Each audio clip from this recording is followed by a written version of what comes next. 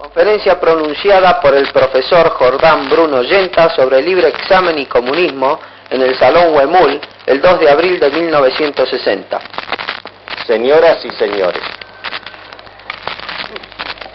al agradecer las palabras de mi talentoso alumno y querido amigo Juan Carlos Gámbaro, quiero reducirlas en primer término a su justa proporción.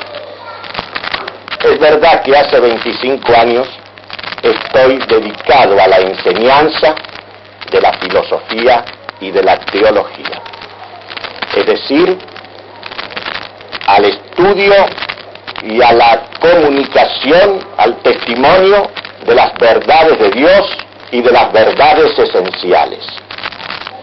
Y además, la proyección de esta luz en la existencia, en los problemas candentes de la política que están planteados a nuestra responsabilidad de católicos y de argentinos.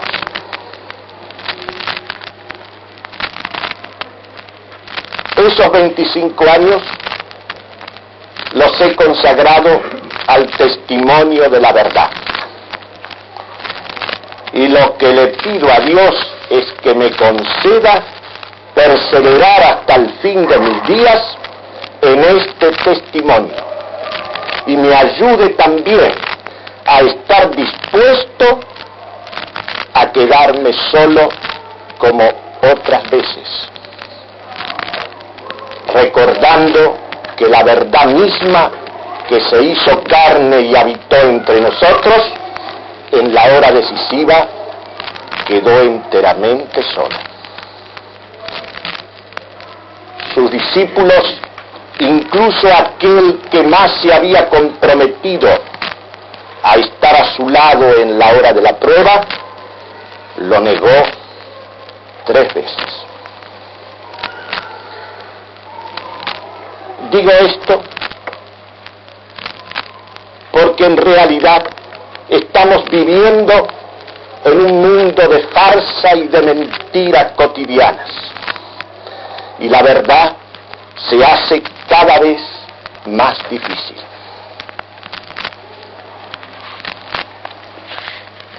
Vivimos en una hora de conformismo y en que una propaganda abrumadora nos confunde la mente y ablanda nuestro corazón.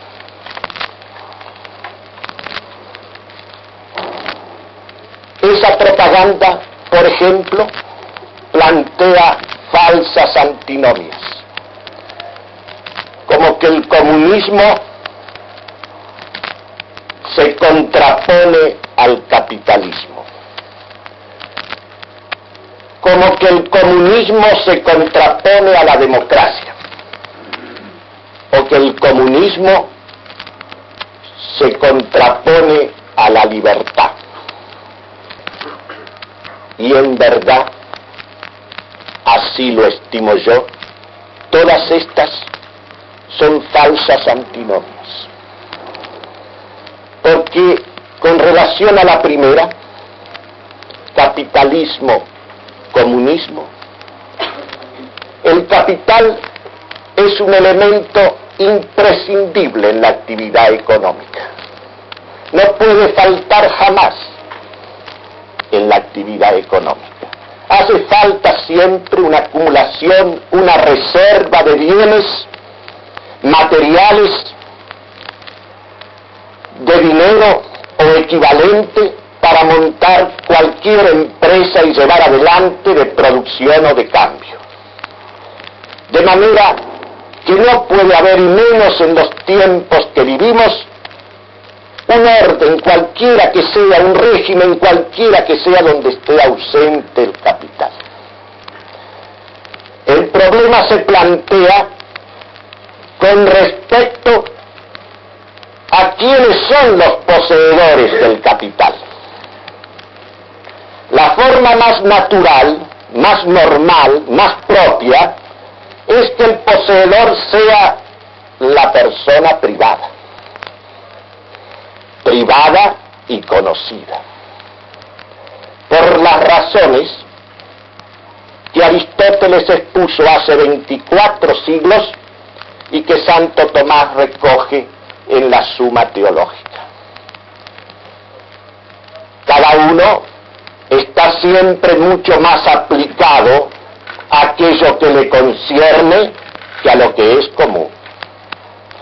Además, cada uno está siempre mejor en aquello que sabe, en aquello que es su oficio, el cuidado de su vida, que en cuidados comunes. Y por último, cada uno está siempre más conforme con lo suyo. Pero hay otras formas de posesión del capital. Está esa otra forma de posesión privada, pero anónima, impersonal, internacional incluso, que se disimula, que se esconde a los efectos de poder consagrar ese capital a un lucro infinito, a una cría de él mismo sin límites. Esta forma del capitalismo financiero, sobre todo, que se oculta en la posesión anónima, es una forma anormal, antinatural, en la línea que también señaló Aristóteles. Esto que ocurre con el dinero, esta actitud del dinero a tener cría, a aumentar, siendo como es en realidad un medio de cambio. Y hay finalmente un capitalismo de Estado, en que el sujeto de ese capital es el Estado.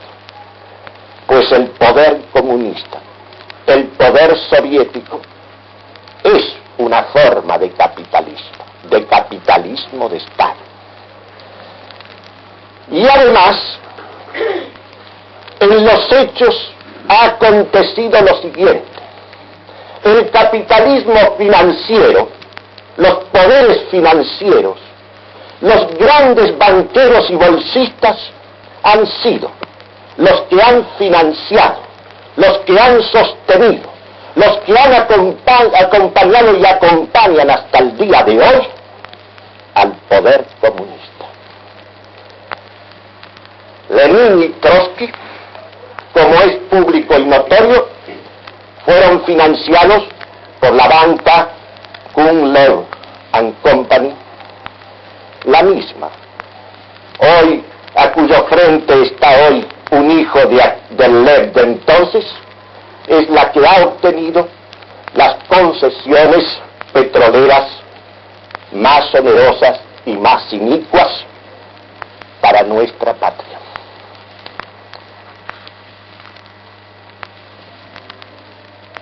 De manera que no es verdad. En los hechos se documenta que entre la plutocracia y el comunismo hay más bien coincidencia que oposición. Pasemos a la otra antinomia, la antinomia democracia y comunismo. En realidad, cuando decimos hoy la palabra democracia, se ha de entender en el sentido que la practicamos, que la vivimos, la democracia jacobina, mecánica, cuantitativa, del sufragio universal, de la soberanía popular, en la cual todos los ciudadanos, todas las calidades, todas las jerarquías, todas las categorías se resuelven en el uno vacío e indiferente. Y lo que se contabiliza en las urnas es la suma de esos unos vacíos e indiferentes. donde todo está allí nivelado, donde todo está allí confundido y subvertido. Esta democracia es el vehículo del comunismo. Por eso, Marx y Engels, en el Manifiesto Comunista, dicen categóricamente así, al referirse a la organización del proletariado como clase en el orden nacional y en el orden internacional para la lucha contra la burguesía. Dicen lo siguiente: el primer paso de la revolución obrera es la constitución del proletariado en clase dominante, la conquista de la democracia. Pensemos en lo siguiente: dentro de un régimen en el cual todas las categorías, todas las calificaciones, todas las jerarquías desaparecen y todos, dirigentes y dirigidos, jefes y subalternos, peones y empresarios y técnicos, labradores y productores, son reducidos a unidades abstractamente iguales, sí, los que desempeñan en una sociedad las funciones de obediencia, de ser dirigidos, las menos calificadas, las menos responsables, suman siempre. Ese personal subalterno, no lo digo en sentido despectivo, sino en el sentido de la ubicación dentro de la sociedad, es una inmensa mayoría con respecto al conjunto de los jefes y de los dirigentes que naturalmente conducen toda sociedad. Si esa clase de llamada proletariado, que es el inmenso conjunto de los manuales del campo y de la ciudad, y el personal subordinado de todas las instituciones jerarquizadas, se organiza en clase para la lucha de clases, ¿cómo no va a conquistar la democracia? ¿Cómo no se va a constituir en la clase dominante?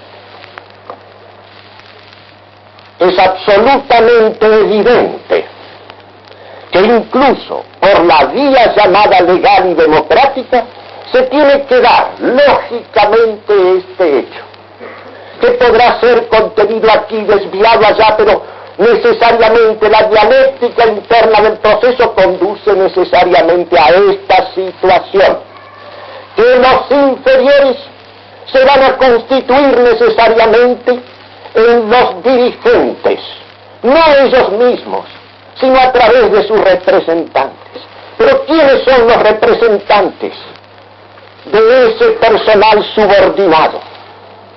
¿Quiénes son los representantes? ¿Son las jerarquías naturales? De ninguna manera.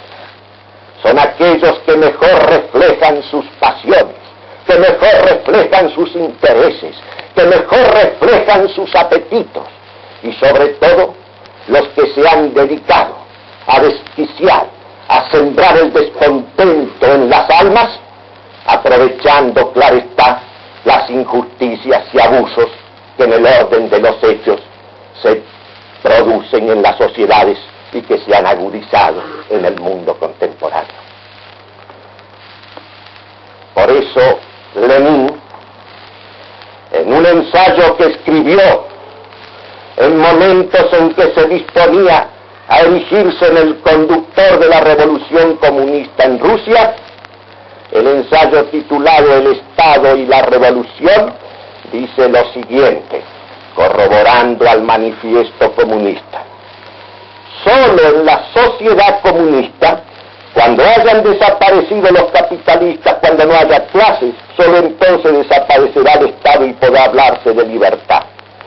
Solo entonces será posible y será realidad una democracia verdaderamente completa, una democracia que no implique ninguna restricción. Es decir, una democracia utópica en la cual todas las desigualdades habrán desaparecido.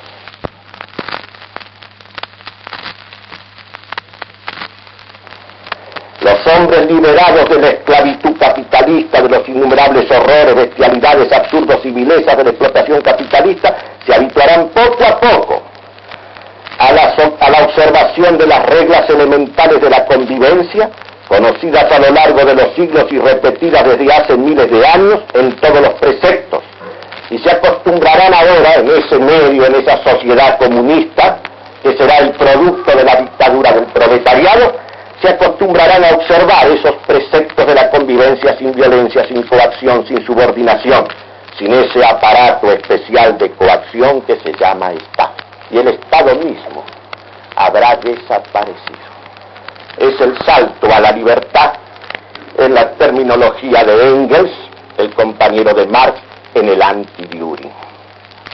Porque como veremos más adelante, la causa de todos los males, de los odios, de las envidias, de la explotación del hombre y por el hombre, que ha sido la característica de la historia de todas las sociedades hasta el día de hoy, es justamente la existencia de desigualdades artificiosas, convencionales, arbitrarias, violentas, que han alterado la situación originaria del hombre. La situación originaria del hombre, que es un estado de igualdad natural, con leves diferencias de un ejemplar a otro, las mismas, dice Rousseau, que existen, por ejemplo, entre los animales irracionales de cada especie, que integran una especie determinada. Pero volviendo a lo que estábamos comentando, la democracia jacobina cuantitativa del sufragio universal es el vehículo del comunismo. ¿Y la libertad? Porque la palabra libertad es también una palabra equívoca. ¿Pero qué quiere decir? ¿Qué significa la palabra libertad en el uso habitual, en el uso corriente? La libertad es esa libertad liberal. Es esa libertad que se afirma frente a toda autoridad, comenzando por la autoridad de Dios. Es esa libertad que el hombre reivindica como una posición de radical autonomía, una raíz de independencia, dice Maritain, una raíz de independencia. San Agustín comentaba que la raíz psicológica del pecado es ese deseo en el hombre de una autonomía propia y total, de independencia, de ser un punto de partida, de ser el comienzo de todo, del pensamiento, de la vida, de las decisiones. Y por eso, cuando el hombre se sitúa en el punto de vista de esta libertad, que es lo que históricamente se llama el libre examen, el derecho a juzgarlo todo, a criticarlo todo, a dudar de todo, a someterlo todo al juicio de su razón, y admitirlo o rechazarlo según salga aprobado o no. Cuando el hombre reivindica para sí esa libertad, vamos a ver en la dialéctica interna de la misma y en el orden histórico cómo esa libertad engendra y engendrará siempre el comunismo.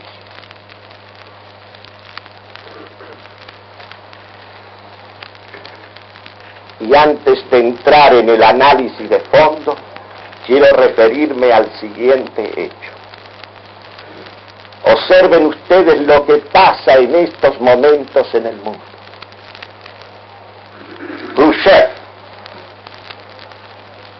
que es un verdadero Caín, masacrador de pueblos cristianos, cristianos a la vista de un mundo que no hace nada más que declamar sobre los sagrados derechos de la persona humana, es recibido triunfalmente en esas llamadas democracias occidentales.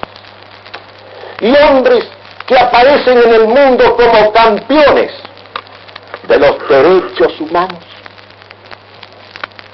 le tienden la mano, se pasean con ellos. Y a veces, como ha estado ocurriendo en Francia en estos días, poblaciones enteras aclaman a Taín. Y ocurre que algunos de estos personajes van a misa los domingos y hasta comulgan.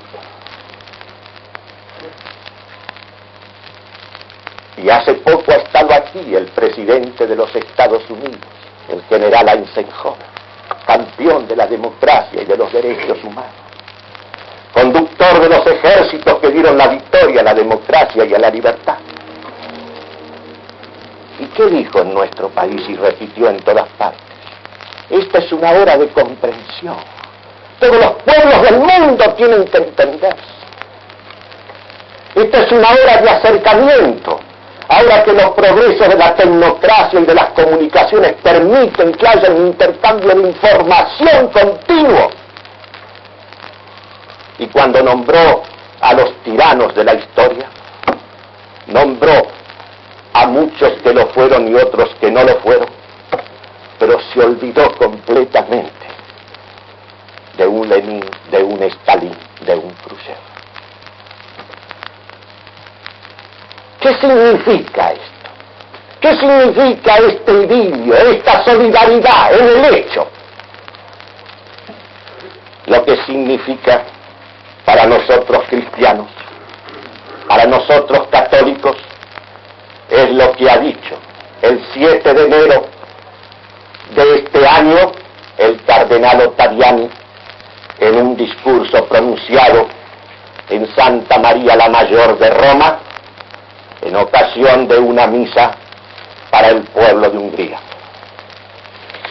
Dice Ottaviani de este modo en un pasaje de su discurso: un cristiano que no siente más lo que es el anticristianismo no participa ya en la vida del cuerpo místico. Se puede ser el hombre más elevado en el rango social y estar muerto.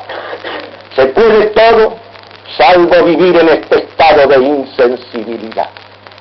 Un ser está podrido, se descompone cuando no reacciona más. Frente a un masacrador de cristianos, frente a aquel que no se contenta con negar, sino que insulta a Dios y flagela un cruel desafío a sus servidores y a sus hijos, ¿puede un cristiano sonreír? ¿Puede un cristiano ser complaciente? ¿Puede un cristiano optar por alianza con los auxiliares, con los aliados de aquellos que sostienen y preparan el advenimiento de un régimen anticristiano de terror en los países todavía libres? Este comentario, dirigido a los católicos o los que hacen los católicos en el mundo, a estos gobernantes que están hablando constantemente de los tiranos y de la rebelión de los pueblos contra los tiranos, y que no se les cae de los labios la defensa de los sagrados derechos de la persona humana, están dedicadas estas palabras. Es la insensibilidad de que les decía al principio, esta falta de reacción, esta cosa tremenda que ocurre hoy, que resulta que todavía la gente se estremece y la propaganda también frente a los crímenes de los nazis, que no los vamos a excusar, por supuesto. Y estos crímenes, y estas cosas tremendas que están pasando delante de nuestros ojos, este exterminio de pueblos enteros, esta dispersión de pueblos enteros, esta esclavitud de millones y millones de seres en el mundo, resulta que no mueve a nadie. ¿Qué reacciones hay en el mundo? Los defensores de la democracia y de la libertad hablan de comprensión, de tolerancia, de mano tendida, asustando a la gente, con que si ocurre una guerra va a ser un exterminio general, como si no fuéramos a morir lo mismo.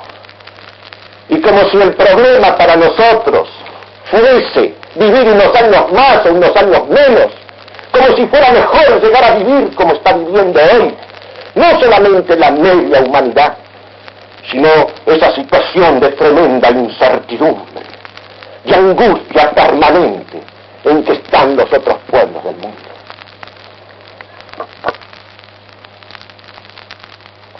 A fines del siglo pasado,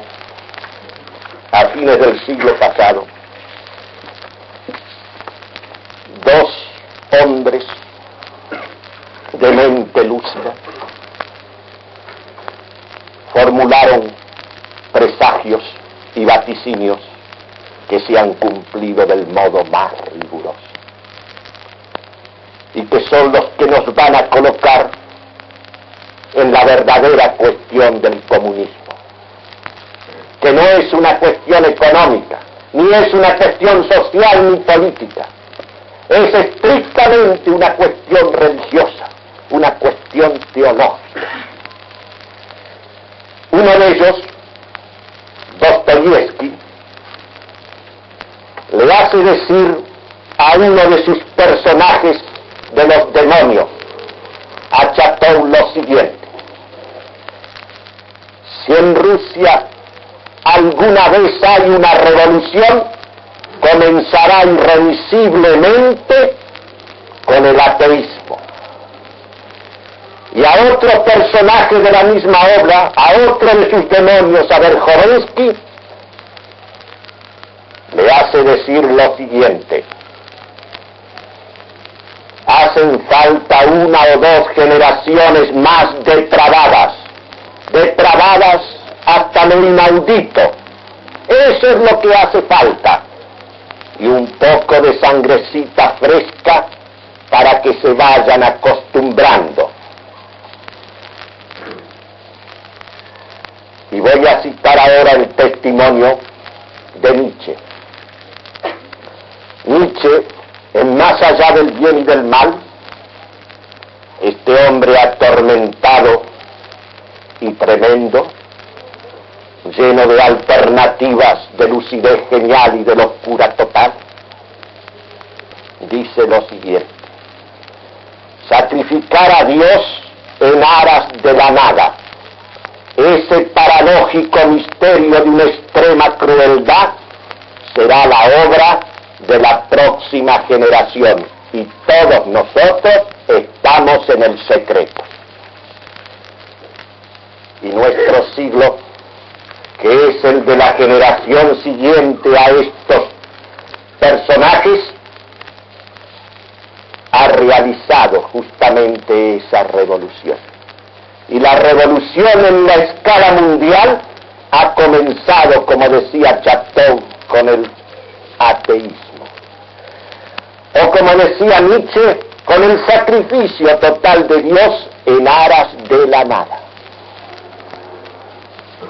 Porque la verdadera contraposición, el único antagonismo es el que existe entre comunismo y cristianismo, o mejor dicho, entre comunismo y catolicismo. Esa es la real antinomia, no hay otra. Por eso el comunismo no es un fenómeno asiático ni oriental, es un fenómeno estrictamente occidental. Ahora se ha extendido en el mundo entero. Y la revolución comunista, en el orden ideológico, comenzó hace 4 siglos en Occidente. Comenzó en Alemania, en el momento en que un monje agustino, un monje discípulo, al menos en la orden de San Agustín, renegó de Cristo y de su iglesia, a la cual pertenecía como sacerdote para la eternidad. Hubo siempre herejías, y las habrá seguramente siempre. Pero una herejía se convierte en una cosa tremenda cuando el poder político la abraza. Porque entre la política y la religión existe una entrañable solidaridad. Cuando Constantino se convirtió al cristianismo, todo el imperio romano se hizo cristiano.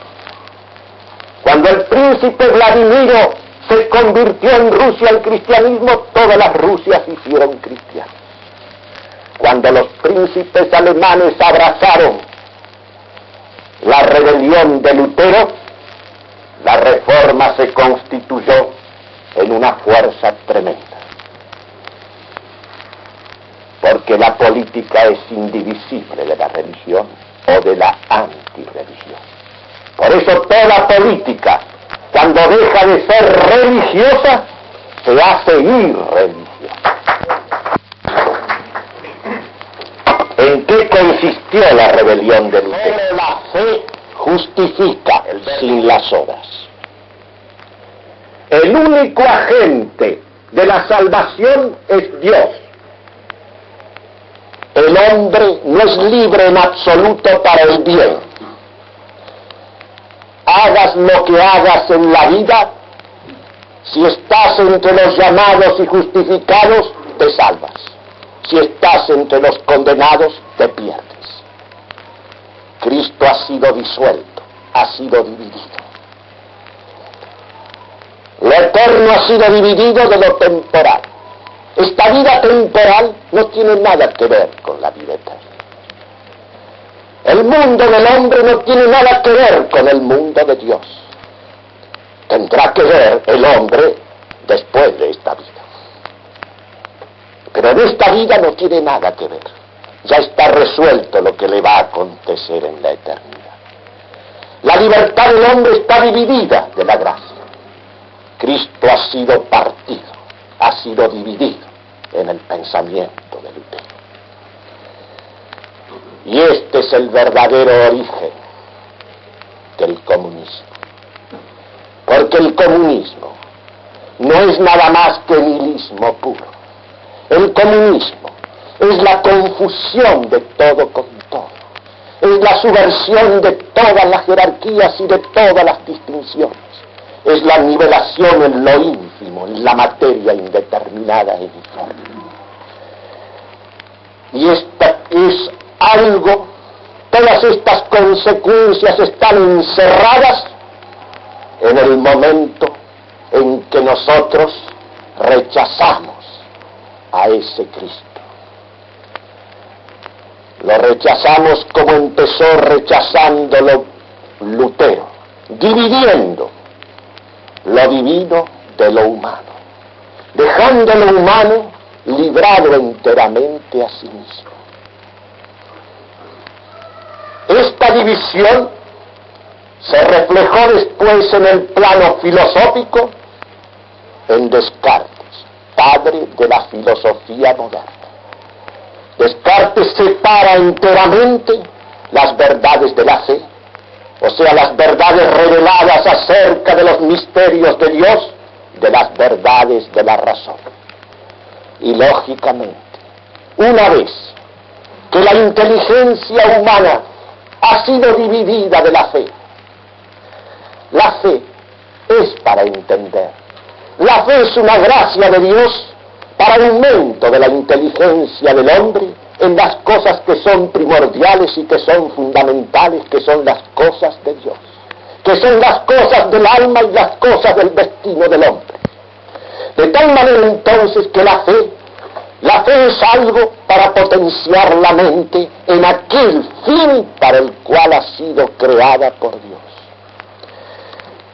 Si yo divido la fe de la razón, so pretexto de que la razón fue sirvienta de la fe o de la religión, como si el hecho de estar subordinada a lo que viene del mismo Dios no fuera justamente el lugar propio, no fuera justamente el estado mejor que se puede anhelar. Y lógicamente, una vez separada la fe de la razón, tenía que ir extinguiéndose poco a poco la vida contemplativa de la inteligencia. Y la inteligencia tenía que promoverse cada vez más exclusivamente en el manejo y en el uso de las cosas temporales. La inteligencia está hecha para conocer a Dios y para conocer las esencias de las cosas. El sentido de la inteligencia es la contemplación, la celebración, el testimonio de la verdad y el servicio de aquellas verdades de Dios que son para servir. Hay una parte de la inteligencia, por lo mismo que el hombre es una inteligencia carnal, que se aplica a la administración de las cosas temporales y mudables. Esa parte de la inteligencia que se aplica al conocimiento de las verdades para usar, que son las verdades que estudian las ciencias exactas y experimentales de los fenómenos, es una parte subordinada, que no tiene ninguna función para lo trascendente del hombre. Tiene significado para la satisfacción de las necesidades transitorias de la vida, pero son verdades que no le dicen nada al hombre, ni de la verdad, ni del error, ni del bien, ni del mal, ni de lo mejor, ni de lo peor, ni nada acerca de su destino. Vivimos en una época de vulgaridad tan extrema que la gente se cree que porque está ganando los espacios siderales aumenta en algo el conocimiento de su destino. Si uno abre hoy un diálogo de Platón o las confesiones de San Agustín, sabrá allí cosas definitivas acerca de lo que el hombre es y el fin para el cual el hombre existe. Pero usted yendo a velocidades vertiginosas por todos los espacios, no avanzará absolutamente nada en el conocimiento de las cosas que son esenciales y fundamentales para la vida del hombre.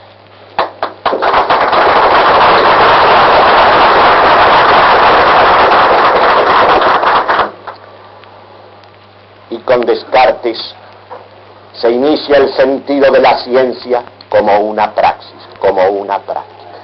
Lo dice él mismo en la parte sexta del discurso del método. Abandonar esas ciencias especulativas, esas especulaciones sobre las esencias que son vanas e inoperantes, y aplicar la inteligencia al conocimiento y al dominio de las fuerzas materiales de la naturaleza, y adquirir de ese modo el dominio sobre las cosas materiales, el dominio sobre el mundo exterior.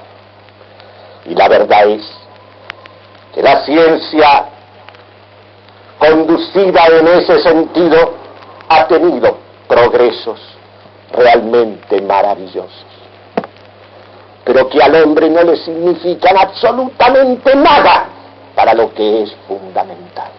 El problema del hombre se plantea lo mismo en la edad de piedra que en la edad del átomo. Lo mismo es que usted vaya en una carreta, que usted se deslice en un avión supersónico para lo que es fundamental. Esto es algo que ya las gentes llamadas ilustradas, el sentido de estas cosas lo han perdido.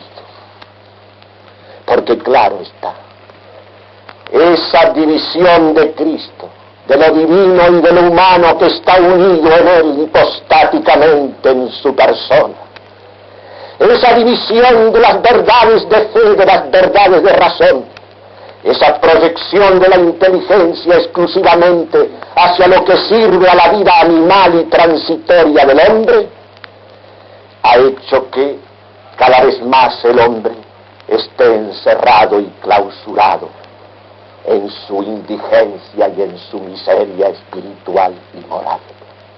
Si no, ¿cómo podría usted escuchar al jefe de una gran nación como nos decía el otro día el señor presidente Eisenhower, que en esta hora de la tecnocracia se están venciendo las enfermedades y se está avanzando hacia el idilio universal. Venciendo las enfermedades, es realmente ridículo. Es como si usted, muriéndose de otra enfermedad que esa que más o menos se combate, el problema se lo hubieran resuelto, el problema del hombre y su destino. Se ha perdido el sentido. Aquel que tenían incluso los paganos, aquellos que fueron eminencias, claro está, como un Aristóteles. Más vale vivir un solo año para un fin elevado que arrastrar una larga vida vanamente. ¿Qué importancia tiene vivir unos años más, unos años menos si tenemos que morir? Y por más penicilinas, y por más progresos, y por más aviones supersónicos nos vamos a seguir muriendo. Y el problema está en que nos morimos. Y lo mismo da que sea de una cosa o de otra, en un accidente o en una enfermedad, de viejos o de niños, lo mismo da. En cuanto a lo esencial, en cuanto a lo fundamental. Y bien, ¿qué aconteció después de esta división de las verdades de fe y de las verdades de razón? Que la teología y la metafísica fueron eliminadas progresivamente de la vida civil. Y llegamos al siglo XVIII. Y en este siglo, siguiendo la dialéctica de ese proceso de división de lo eterno respecto de lo temporal, de lo divino respecto de lo humano, de la fe respecto de la razón, ese hombre librado a sí mismo empieza a desconocer el pecado original. Toda la enseñanza milenaria del cristianismo se borra de la ciencia oficial. Y surge la idea de la bondad natural del hombre. Para esto, antes, Spinoza, el judío Baruch Spinoza, había en su tratado teológico político dicho lo siguiente, en la línea de Lutero y de Descartes. La ley natural, la ley de la naturaleza humana es el egoísmo. El egoísmo es un movimiento natural del hombre. Y la ley natural reivindica para el hombre el derecho de llegar hasta donde llega su poder y de no tenerse en cuenta nada más que a sí mismo. Esto que es la figura misma del pecado. Esto que es la figura misma de la naturaleza viciada y herida, es erigido en ley natural, en el principio bueno de la naturaleza. Piensen ustedes que Platón, en la carta Arquitas, dice lo siguiente: recuerda que nada de lo que eres y de lo que tienes y de lo que has recibido, lo has recibido para ti solo, también para tu patria y para tus amigos. Y esto lo decía un pagano 5 siglos antes de Cristo. Y 17 siglos después, en nuestro mundo cristiano, se hace del egoísmo la ley natural en el hombre. Enseguida de esto, Locke, Rousseau, la bondad natural. ¿Qué significa la idea de la bondad natural? Un paso más en la división entre lo divino y lo humano, entre el mundo de la gracia y el mundo de la libertad. Significa un paso más en el sentido del hombre limitado a sí mismo, girando en torno de sí mismo como de su propio sol, son palabras de Marx, y edificando desde él el pensamiento, la voluntad, la vida, la ciudad, las instituciones. Y así tenemos el planteo de la democracia jacobina, sobre la base de una supuesta bondad natural del hombre, sobre la base de una supuesta y primaria igualdad entre los hombres, sobre la base de una fraternidad posible cuando estén suprimidas las desigualdades arbitrarias que se han creado a lo largo de la historia. porque la desigualdad, la diferencia engendra odio. Suprimes las desigualdades, suprimes lo mío y lo tuyo, suprimes jefe y subordinado, suprimes director y dirigido, suprimes maestro y discípulo, y entonces todo emparejado y nivelado tendrás la fraternidad. Y en esa forma se plantea esta cosa monstruosa que es la verdadera revolución contra Cristo y el orden natural que lo refleja a Él. En lugar del sentido de sociedades naturales, de sociedades que son exigencias de la naturaleza humana, confirmadas por la ley divina, como la familia, como el mismo Estado, la sociedad política, la sociedad perfecta en lo temporal, es reducida a esta cosa artificiosa, convencional e histriónica que significa convertirla en una asociación libre, en el fruto de un contrato y de una convención. Poco a poco todo ha ido siendo mediatizado a la libertad humana. Poco a poco el hombre se ha constituido en el punto de partida, en el comienzo absoluto. Lo mismo en el orden religioso, y ahí las variaciones infinitas del protestantismo. En el orden filosófico, las variaciones infinitas del subjetivismo, del idealismo, del inmanentismo en todas sus formas. Y en el orden político, todo va a ser mediatizado a esa libertad.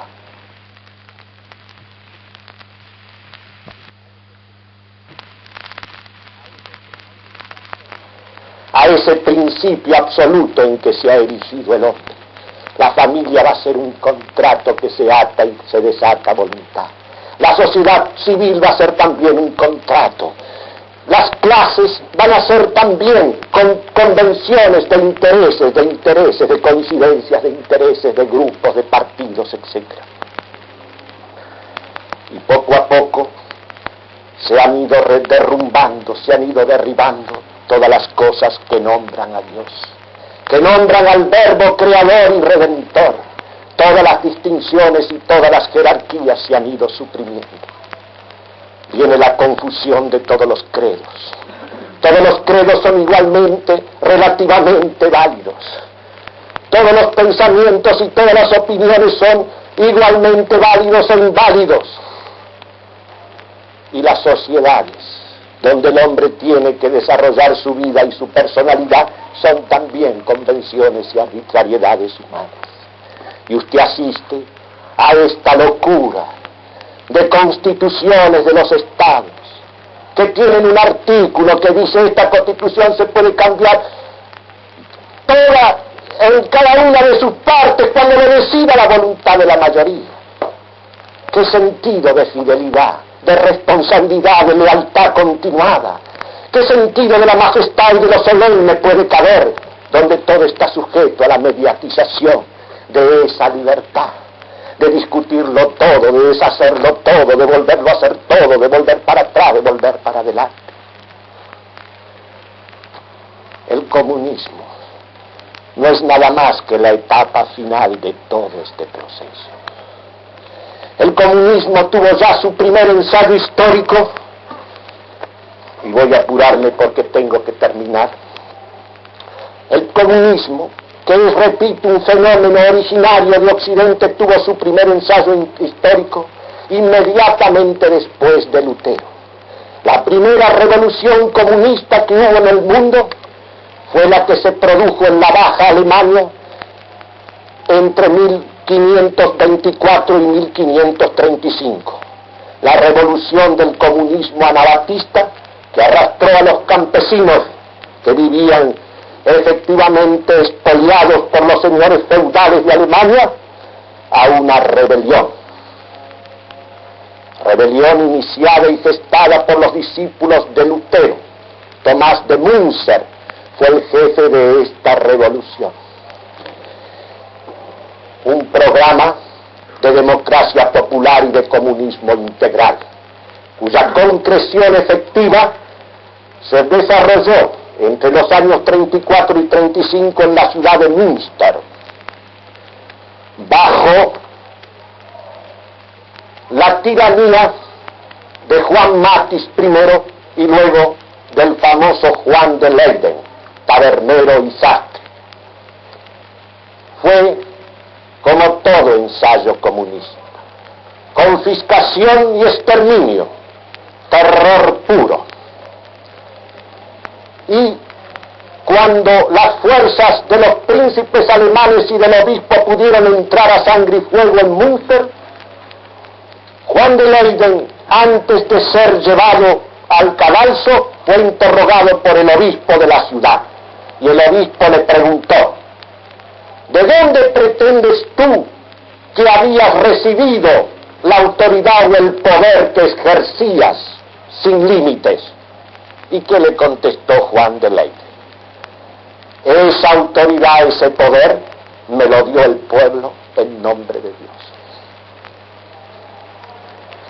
Se lo dio el pueblo. Lo del nombre de Dios seguirá figurando en los preámbulos de las constituciones, como pasa en la nuestra. Se lo nombra en el preámbulo y después usted no lo encuentra en ninguna parte. Este fue el primer ensayo comunista. El segundo siguió a la Revolución Francesa. Fue el terror jacobino, el terror comunista entre los años 1793 y 96, que culminó en el intento frustrado del famoso Graco Babet con su manifiesto de los iguales. Después estuvo el ensayo que no alcanzó a concretarse del año 1848. Luego se implantó el comunismo precariamente en las comunas de París en 1871 con las características de siempre. Y en lo que va de nuestros siglos tenemos la revolución comunista en Rusia frustrada en el año 5, la revolución triunfante en escala mundial del año 17 y luego los sucesivos conatos en diversas partes del mundo, en México, en España y en la América Latina, en la América del Sur. Lo tenemos en el día de hoy en pleno desarrollo. Cuba, Bolivia, Venezuela, y también está en pleno desarrollo en nuestra escarnecida patria. El comunismo es nihilismo puro.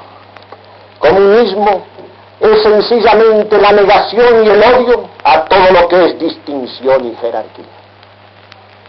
En todos los terrenos, en el orden de la inteligencia, en el orden de la acción, en el orden político, social, económico, en todo.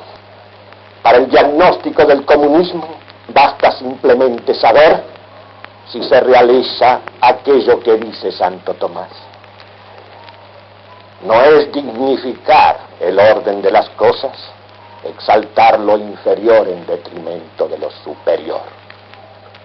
Y para que ustedes vean cómo un gran humanista español del siglo XVI, del tiempo de aquel gran César romano y católico que fue Carlos V, Juan Luis Vives, en su famoso opúsculo, en donde comenta la revolución comunista anabatista de la Baja Alemania, titulado De la Comunidad de los Bienes, escrito en Brujas en 1535, nos expone Vives lo que constituye el esquema de todo programa, de todo movimiento y de toda acción comunista en el mundo.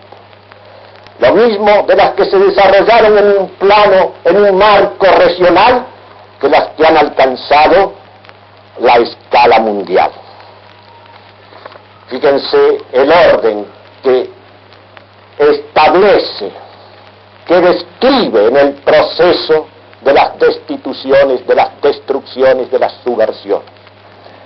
En otro tiempo, dice en Alemania, las cosas de piedad estaban de tal suerte constituidas que se mantenían firmes y estables en gratísima quietud. Mas alguien advino que se atrevió a discutir algunas, al principio moderada y medrosamente, muy luego sin rebozo, no sólo para disputar acerca de ellas, sino para negarlas, suprimirlas o rechazarlas, mostrando respecto a muchas de ellas tanta seguridad como si el objetante hubiese bajado del cielo conociendo los secretos designios de Dios, o se tratase de coser un zapato o un vestido. De la discrepancia de las opiniones vino la discordia de la vida. Y entonces, a los que habían suscitado la guerra en el fementido nombre de libertad, injustísima igualdad de los inferiores con los superiores, sucedieron los que decretaron, pidieron y exigieron no ya aquella igualdad, sino la comunidad de los bienes. Todo comienza en Cristo. Después se pasa al plano de las verdades, que estudia la razón. Después se pasa al plano de las jerarquías políticas y sociales, y finalmente llega el planteo de la comunidad de los bienes materiales. Este orden, que va de lo religioso y desciende hacia lo económico, pasando por lo político y social, se repite en todo y se repetirá siempre en todo ensayo comunista. Como ustedes ven, este es un comentario escrito hace más de 4 siglos. Ya está el diagnóstico y el pronóstico de esta enfermedad. Y antes que ya está en los libros sagrados. Si ustedes leen la primera y la segunda epístola de San Juan, encontrarán aquello que dice así: han surgido muchos seductores que no confiesan que Jesucristo ha venido en carne. Esos seductores son el anticristo. Hay quienes no confiesan que Jesucristo ha venido en carne. ¿Qué significa que Jesucristo haya venido en carne? Dios, creador del mundo, decide por un amor igual a sí mismo, porque el amor en Dios es el mismo Dios, es igual a Él,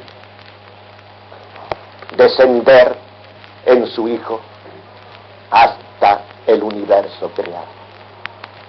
Y elige, porque el amor es preferencia y distinción como todo. Elige entre todas las criaturas del mundo visible e invisible, lo elige al hombre. El hombre que participa de los dos mundos, por el cuerpo y por el alma. Y entonces Él, que como dice San Agustín, lo ha creado al hombre sin el hombre, pero no salva al hombre sin el hombre, ya tenía dispuesta y preparada a la criatura que iba a participar y colaborar activamente en la encarnación y en la redención. Y le solicita por el ángel su consentimiento. Y en ese sí de María está toda la creación diciéndole sí a Dios. Y el Hijo de Dios nace en la carne, como nacemos todos los mortales, todos los hijos del hombre. ¿Y para qué viene en la carne? Sino simplemente para levantar, para volver a reunir a la criatura que se dividió de Él por el pecado, para poder reunirla. Y está reunida, está unida en Él, en la persona divina, en la unidad de las dos naturalezas. Y desde ese momento, digamos así, se ha quedado con el hombre. Cuando Él subió a los cielos después de morir por el hombre, vino el Espíritu de Él, vino el amor de Él.